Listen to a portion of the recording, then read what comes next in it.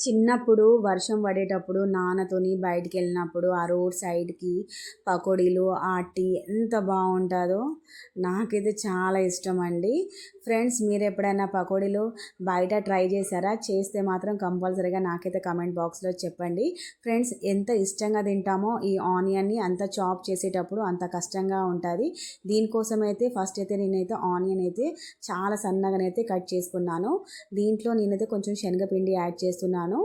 ఇదొక్కటి మాత్రం గుర్తుంచుకోవాలి. ఇక్కడ పిండి తక్కువ ఉండాలి, ఆనియన్స్ ఎక్కువ ఉండాలి. అప్పుడే మన పకోడీ అనేది చాలా క్రిస్పీగానైతే మంచిగా టేస్టీగానైతే ఉంటుంది. దీంట్లో కొంచెం వాము, కొంచెం జీలకర్ర, కొంచెం పసుపు కూడా నేను యాడ్ చేస్తున్నాను. పసుపు కంపల్సరీగా యాడ్ చేయండి, అప్పుడే మన బజ్జీ కలర్ చాలా సూపర్గా ఉంటుంది. దీంట్లో కొంచెం ఉప్పు కూడా యాడ్ చేశాను, ధనియాలు కూడా యాడ్ చేస్తున్నాను. ధనియాలు కంపల్సరీగా యాడ్ చేయండి, ఎందుకంటే అది పంటికి తగులుతుంటే చాలా క్రిస్పీగానైతే టేస్ట్ అనేది మనకైతే తెలుస్తుంది. దీంట్లో కొంచెం పచ్చిమిర్చి, కొంచెం సరిపోయేంత కారం కూడా యాడ్ చేస్తున్నాను. ఇక్కడ చూస్తున్నారు కదా, కారం చాలా రెడ్గా కనపడుతుంది కదా, కానీ అంత స్పైసీగానైతే ఉండదు.